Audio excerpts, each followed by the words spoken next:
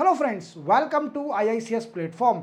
आज है 9th of July और 9th ऑफ जुलाई का करेंगे हम करंट अफेयर के MCQ। लेक्चर स्टार्ट करने से पहले चैनल को सब्सक्राइब और बेल आइकन प्रेस करना ना भूलें और इस वीडियो को अपने दोस्तों के साथ शेयर करें। चलते अपन लेक्चर स्टार्ट करते हैं। First question, recently which state government has initiated to provide primary education in local language and dialectics in remote tribal area as per new education policy? ये कौन है? ये आप जानते हो, छत्तीसगढ़ स्टेट के CM है। कौन है दोस्तों? छत्तीसगढ़ के CM। इनका नाम क्या है? विष्णु सादियो। क्लियर। अब क्या है कि अच्छे से आप जानते हो कि न्यू एजुकेशन पॉलिसी आ गई इंडिया में। न्यू एजुकेशन और पॉलिसी, और न्यू एजुकेशन पॉलिसी निकालने के लिए कमेटी बनी थी। आपको जैसे मैं बता देता हूं, एक कमेटी जिसको हेडेड करा था, हेडेड बाई के कस्तूरी रंजन। क्लियर। अब इस कमेटी न्यू एजुकेशन पॉलिसी में एक प्रावधान था, एक प्रोविजन था कि जो प्राइमरी एजुकेशन है बच्चों को 5th क्लास तक उनकी लोकल लैंग्वेज में देना है। व्हाट आई मीन्स, अगर वो ट्राइबल एरिया में रहते हैं तो उनको 5th एजुकेशन 5th क्लास तक ट्राइबल एरिया जो लैंग्वेज है उनकी ट्राइबल एरिया की उस लैंग्वेज में देना है एजुकेशन। और अगर उनकी हिंदी लैंग्वेज है तो हिंदी में देना है, तमिल लैंग्वेज है तमिल में देना है, मलयालम है तो मलयालम में देना है। तो ये कई सारी लैंग्वेज में जो लोकल लैंग्वेज है, जो डायलेक्टिक्स है, उसी में प्राइमरी एजुकेशन देना है बच्चे को 5th क्लास तक। क्लियर। अब एक स्टेट है जैसे जिनका नाम है छत्तीसगढ़ स्टेट, उसने क्या किया है कि डिसाइड किया है कि न्यू एजुकेशन पॉलिसी के हिसाब से हम भी हमारी स्टेट में प्राइमरी एजुकेशन लोकल लैंग्वेज और लोकल डायलेक्टिक्स जो बोली जाती है ट्राइबल एरिया में उसमें देंगे। क्लियर हो गया। अब इसके बाद पॉइंट बनता है ये क्या करेंगे इसके लिए। तो देखो, इसके लिए क्या करेंगे, 18 लैंग्वेज, अप्रोक्सीमेटली 18 लैंग्वेज की बुक्स के लिए जितनी भी बुक्स है उसको ट्रांसलेट करेंगे इन लोकल लैंग्वेज में। क्लियर। चलते अपन नेक्स्ट क्वेश्चन दोस्तों, what is digital Bharat Nidhi recently seen in news. अब इसको समझने से पहले आपको यह समझना है यूनिवर्सल सर्विस ऑब्लिगेशन फंड। क्या दोस्तों? यूनिवर्सल सर्विस ऑब्लिगेशन फंड, ये सरकार ने फंड बनाया था जिसमें से फंड कहां से मिलेगा कि 5% एडिशनल चार्ज या टैक्स ऑन ऑल टेलीकम्युनिकेशन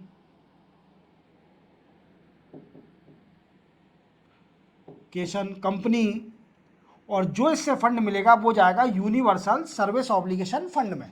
ठीक है। अब इसका मोटिव क्या था? इसका मोटिव था दोस्तों कि जो रिमोट एरिया और ट्राइबल एरिया या फिर रूरल एरिया है जहां पर telecommunication, what I means, mobile की फैसिलिटी नहीं है, वहां पर नेटवर्क देना, मोबाइल कम्युनिकेशन के लिए नेटवर्क देना और टेली कम्युनिकेशन सर्विस देना। क्लियर। अब अपन आते हैं इसके बाद क्या है कि आप जैसे जानते हो टेली कम्युनिकेशन एक्ट आया था 2023 में। इसमें क्या किया था दोस्तों कि यूनिवर्सल सर्विस ऑब्लिगेशन फंड को चेंज कर दिया, किससे? डिजिटल भारत निधि से। किससे चेंज कर दिया? डिजिटल भारत निधि से। इसमें क्या होगा कि रूरल एरिया और रिमोट एरिया में जो टेलीकम्युनिकेशन सर्विस नहीं है वहां पर टेलीकम्युनिकेशन सर्विस दी जाएगी। तो इसका आंसर क्या है दोस्तों? Fund for telecommunication services in rural area. Clear. इसी के साथ चलते अपन नेक्स्ट क्वेश्चन पर। नेक्स्ट क्वेश्चन दोस्तों, Masoud Pezeshkian become new president of which country. अब देखो, आप जैसे जानते हो कि ईरान के अभी नए प्रेसिडेंट बने हैं और इनका नाम याद रखिए, मसूद पेजेश्कियन। ये नए प्रेसिडेंट बने हैं कहाँ के? ईरान के। कहाँ के बने हैं प्रेसिडेंट? राष्ट्रपति ईरान के। अब आप जैसे जानते हो कि इनसे जो प्रीवियस प्रेसिडेंट थे वो राइसी, वो जो प्रेसिडेंट थे वो एयर क्रैश में एक्सपायर हो गए थे। व्हाट आई मीन्स, उनका जो प्लेन था वो क्रैश हो गया था, इस कारण उनकी मृत्यु हो गई थी। अब ईरान में नए इलेक्शन हुए तो वो नए राष्ट्रपति बने वहां के मसूद पेजेश्कियान। और ईरान जो कंट्री है वो हमारे देश की बड़े अच्छे रिलेशन है, हमारे देश के साथ बड़े ही अच्छे रिलेशन हैं और कोशिश करते हैं कि जो नए राष्ट्रपति आए हैं इनसे भी बहुत अच्छे रिलेशन होंगे हमारे इंडिया के। क्लियर, चलते हैं अपन नेक्स्ट क्वेश्चन पर। नेक्स्ट क्वेश्चन है दोस्तों, what is Zorawar recently seen news. अब आप देख पा रहे होंगे जोरावर है, ये लाइट टैंक है, लाइट टैंक, और ये हर वेदर पर काम कर सकता है, जिसको अपन बोलते हैं लाइट टैंक। ठीक है, इसका आंसर। अब ये बनाया किसने, तो दोस्तों इसको डेवलप किया है, develop by DRDO and L&T company. Clear, दो कंपनी ने बनाया है, डीआरडीओ एंड एल&टी। और एक और बात याद रखना, ये इंडिजीनियस है, इंडिजीनियस। अब सर ये क्या होता है इंडिजीनियस, कि ये टैंक हमारे भारत में बना है, हमने किसी दूसरी कंट्री से इंपोर्ट नहीं किया है, ये पूरे पार्ट हमारे भारत में बने हैं इसके।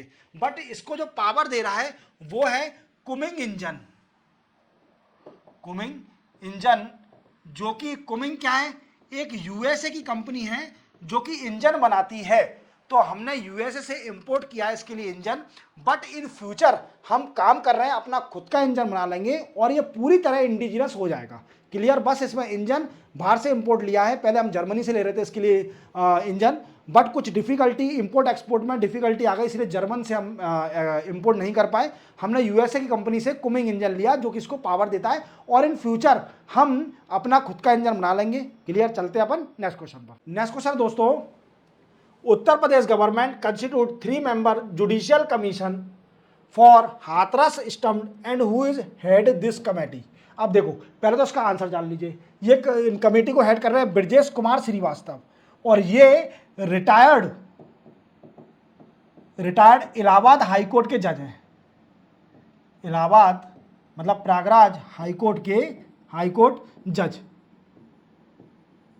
क्लियर, अब देखो आपको मालूम है हाथरस में क्या हुआ था, जैसे मैंने आपको बताया शॉर्ट वीडियो में, आप मेरे शॉर्ट वीडियो देखिए, भोले बाबा का, जो भोले बाबा अपने आप को बोलते हैं, जिनका नाम भोले बाबा, ये इनका एक सत्संग चल रहा था जिसमें 80,000 स्ट्रेंथ ही कैपेबल इसके अंदर, बट कुछ कारणवश इसके अंदर स्ट्रेंथ बढ़ गई, 80,000 से अबव स्ट्रेंथ चली गई। अब इससे क्या हुआ कि जब भोले बाबा का प्रोग्राम हो गया, सत्संग हो गया, उसके बाद जब वो जा रहे थे तो लोगों में हड़गम मच गया उनके पैर छीने के लिए, और उनके जो पैरों के नीचे मिट्टी थी उसको कलेक्ट करने के लिए हड़गम मच गया, स्टम्प हो गया, जिससे कई लोगों की मृत्यु हो गई। जैसे 112 बताया जा रहा है, 112 पीपल डाइड हो गए ड्यू टू स्टम्प, मृत्यु हो गई। और यूपी सरकार ने जिनकी मृत्यु हुई है उनको 2 लाख का कंपनसेशन, और जिनको जो इंजर्ड हुए हैं उनको 50,000 रुपये का कंपनसेशन दिया है, सरकार ने अनाउंस कर दिया यूपी सरकार ने। और इसके लिए जुडिशियल कमेटी भी बनाई है 3 मेंबर की, जिसको हेड करेंगे ब्रजेश कुमार श्रीवास्तव जी, याद रखोगे। चलते अपन वो इन्वेस्टिगेशन करेंगे, चलते अपन नेक्स्ट क्वेश्चन पर। नेक्स्ट क्वेश्चन दोस्तों, विच स्टेट गवर्नमेंट स्टार्टेड मुख्यमंत्री मांझी लाडली बहन योजना। अब आप जानते हो कि जितनी भी स्टेट और यूनियन टेरिटरी है उनमें होल्ड लगी हुई है।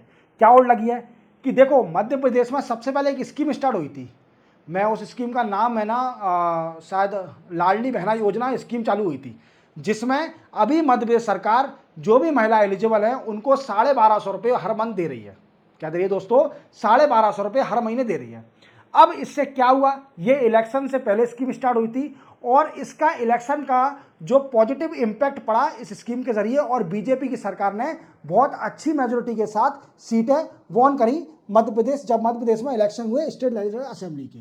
क्लियर, अब क्या हुआ, इसी को देखते हुए इसके तर्क पर कई सारी स्टेट इस स्ट्रेटेजी को फॉलो कर रही हैं, कि मतलब फ्री की रेवड़ी बांटना स्टार्ट कर रही हैं। अब इसने एक नई स्कीम आई है, मुख्यमंत्री मांझी लाडली बहन योजना। आप देख पा रहे होंगे ये महाराष्ट्र की स्कीम है, महाराष्ट्र की स्कीम है। इसमें क्या है, महिलाओं को जो एलिजिबल है 21 साल से लेकर 50 साल तक की, 60 साल तक की, 21 साल से 60 साल तक की महिला हैं, उनको 1500 रुपये हर महीने दिया जाएगा। मीन्स गरीब महिला हैं जो, उनको हर महीने 1500 रुपये दिया जाएगा। और इसकी एलिजिबिलिटी है कि 21 ईयर मिनिमम एज होना चाहिए, और 60 साल तक, 21 से 60 साल तक। क्लियर, चलते अपन नेक्स्ट क्वेश्चन पर। नेक्स्ट क्वेश्चन दोस्तों, who is Rachel ravages recently seen news. देखो ये रचेल रेविज हैं, और ये पहली वुमेन फाइनेंस मिनिस्टर बनी है यूके की, सबसे पहली वुमेन है फाइनेंस मिनिस्टर यूके की, मतलब नाम याद रखना, पहली वुमेन है, क्योंकि फाइनेंस मिनिस्टर अभी तक कोई वुमेन बनी नहीं है। और रचेल रेविस जो बनी है, रचेल रिविस, ओके, नाम याद रखना, ये फर्स्ट वुमेन है यूके की फाइनेंस मिनिस्टर। चलते अपन नेक्स्ट क्वेश्चन। नेक्स्ट क्वेश्चन है दोस्तों, which day observe as Kiswahili language day 2024। देखो ये किस्वाहिली लैंग्वेज है, ये एक अफ्रीकन लैंग्वेज है जो कि अफ्रीकन कॉन्टिनेंट में बोली जाती है, अफ्रीकन लैंग्वेज। और यूएन ने इसका दिन भी डिसाइड करके रखा है, वो है 7 जुलाई को, 7 जुलाई को। क्लियर क्लियर हो रहा है। और इसका एक थीम भी रखी है इस साल, थीम है Kiswahili education and culture of peace. याद रखोगे, ये थीम है इसकी, याद रखना, ठीक है। 2024 की थीम क्या है, Kiswahili education and culture of peace, ये इसकी थीम है। और ये 7 जुलाई को ऑब्जर्व करा जाता है ये दिन, ठीक है, याद रखोगे। और ये अफ्रीकन लैंग्वेज है, सिंपल है। चलते हैं अपन नेक्स्ट क्वेश्चन पर। नेक्स्ट क्वेश्चन है दोस्तों, Elisa de Anda Madrazo of Mexico has assumed the presidency of which organisation. तो देखो आप जानते हो एफएटीएफ, मैंने कई बार आपको बताया फाइनेंशियल एक्शन टास्क फोर्स के बारे में। इसका सिर्फ ओनली 2 काम है, आप याद रखना, काउंटर टेररिज्म फाइनेंसिंग, दूसरा काम है दोस्तों इसको कंट्रोल मनी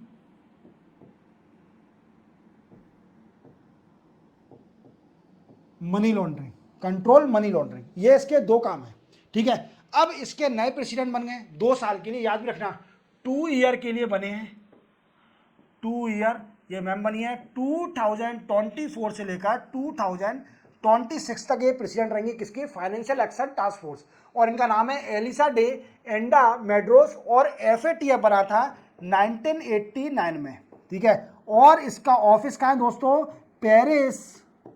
पेरिस फ्रांस में। याद रखोगे फाइनेंशियल एक्शन टास्क फोर्स, इसका काम क्या है, काउंटर टेररिज्म फाइनेंसिंग और मनी लॉन्ड्रिंग को कंट्रोल करना। और इसके नए प्रेसिडेंट बने हैं 2 साल के लिए, जो 2024 से लेकर 2026 तक रहेंगे। और ये इसका ऑफिस पेरिस फ्रांस में है, और 1989 को ये सेटअप हुआ था फाइनेंशियल एक्शन टास्क फोर्स। चलते अपन नेक्स्ट क्वेश्चन पर। नेक्स्ट क्वेश्चन दोस्तों, which state government win the best agriculture award 2024।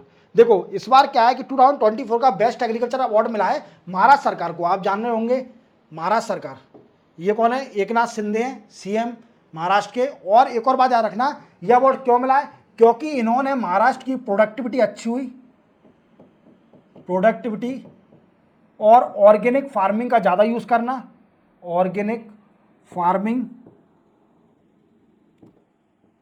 And innovation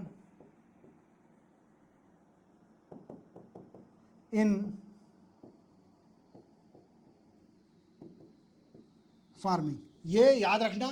और इनको बेस्ट एग्रीकल्चर अवार्ड मिला है महाराष्ट्र सरकार को। ये बहुत very very important question, very very very important, ये क्वेश्चन हमेशा याद रखना। ये क्वेश्चन हर साल का आपको पता होना चाहिए कि बेस्ट एग्रीकल्चर अवार्ड किस स्टेट को मिला है। चलते हैं अपन नेक्स्ट क्वेश्चन पर। नेक्स्ट और लास्ट क्वेश्चन है दोस्तों आज का, India will host 28th Malabar exercise with which force exercise, मतलब कौन सी फोर्स की एक्सरसाइज है। तो आप देख पा रहे होंगे, सिंपल है, नेवी की एक्सरसाइज है मालाबार, और इंडिया इसको होस्ट करेगा। और ये एक्सरसाइज होगी दोस्तों बे ऑफ बंगाल में। कहा होगी दोस्तों, बे ऑफ बंगाल में। और इसमें कंट्री कौन कौन सी हैं, USA, India, Japan, Australia, means quad. अब क्वाड मत पूछना क्योंकि ये बाद में बताऊंगा कभी डिटेल में, क्वाड कंट्री कौन कौन सी है, ये क्या करेंगी। क्वाड कंट्री, एक बात याद रखना, ये क्वाड जितनी भी कंट्रियां, 4 कंट्रियां हैं, ये काउंटर करेंगी चाइना को। सिंपल बात याद रखो बस। और डिटेल में कभी और लेक्चर में पढ़ाऊंगा। इसी के साथ 9 जुलाई के करंट अफेयर के एमसीक्यू कंप्लीट होते हैं। चैनल को सब्सक्राइब और बेल आइकन प्रेस करना ना भूलें, और अपने दोस्तों के साथ शेयर करें। मिलते हैं हम कल 10 जुलाई को नए करंट अफेयर एमसीक्यू के साथ। तब तक के लिए जय हिंद।